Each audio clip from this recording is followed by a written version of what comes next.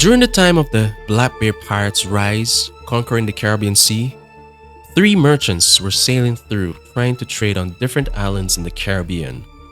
However, they were spotted along their journey and chased by some of Blackbeard's fleet on a night when a storm was raging. They saw a wave so tall they had never seen one this high, one that could consume a mountain. It consumed the merchants along with the Blackbeard pirate ships, leaving nothing behind. The morning after the storm, the merchants came to realize that they survived, but the ships didn't. They found themselves stranded on an island with their ships lodged in a tall rock, sitting on a high eminence overlooking the whole island. The island was beautiful, resourceful, and fruitful. It was a good supply for trade. Seeing they lost their goods, this would be a good start. However, they had no way off the island. Few days passed and fortune would smile on them. A pirate searching for Blackbeard's treasure came to the island. He had a cold stare and lips white as chalk. He was the captain of the Rumbelly Pirates. Though his look was intimidating, he wasn't brutal. He provided aid to the stranded merchants when he ran into them.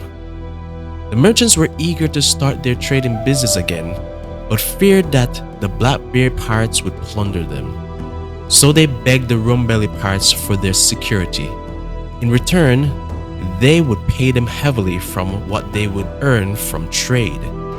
At first, the captain was hesitant, but then he accepted. They agreed to making a port on that island. That port was called Port of Eminence.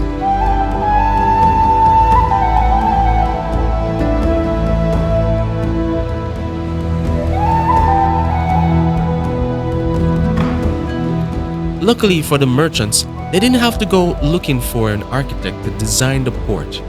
The captain of the Rumbelly Pirates was once an architect for many years before he switched to the life of piracy. A story that would have to be told on a later time.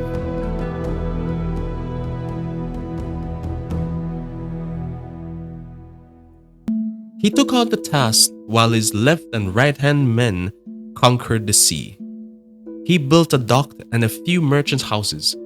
These were temporary use space for merchants around to have a place to stay for a bit, conduct some trade, and to be on their merry way on the open sea. The captain with the chalk lips saw it fitting to add a lookout tower to spot ships coming in. If they were seen as enemies, the cannons on the walls would make quick work of them. Trade was good, and the port was expanding. More traders were finding out about it during time when trade routes were being disrupted by Blackbeard's crew.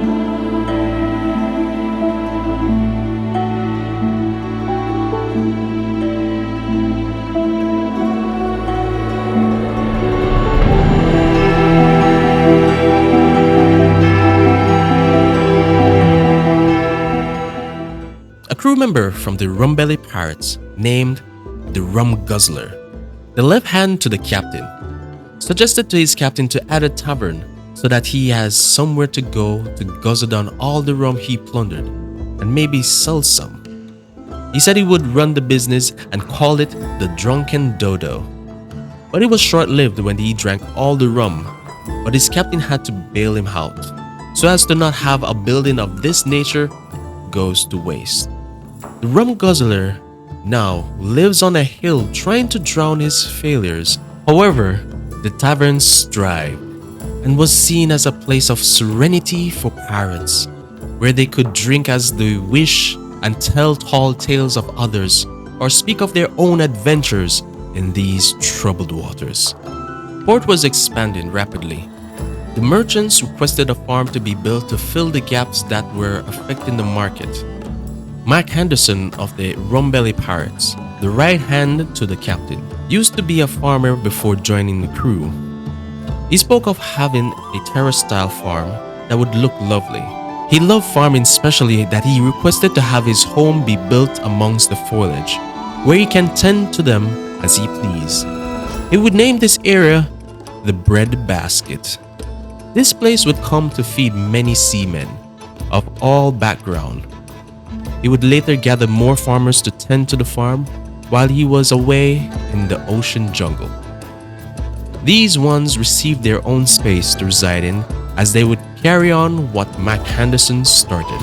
After development has progressed far with the port of Eminence, the captain of the Rumbelly Pirates started to notice that this was turning into a fine place. He was amassing doubloons from the merchant's agreement and from plundering with his crew. He thought he could turn this into a merchant's haven, a buccaneer's place of delight, a smuggler's paradise. A place where agreements are made, deals are discussed, meetings with affluent people and prominent people of all backgrounds. So he looked at the tall rock with the ships lodged into it, reflecting on the story of how the merchants got there. He thought of a name to call it, a name that would connect to how it all started. And from there, construction started. This was going to be his pirate palace, a palace he would find great delight in. So all the finest materials were used here. It had to be impressive. The 3 boats were kept and made to be a part of the palace. This would create a signature look, so that one glimpse you can tell which place this is.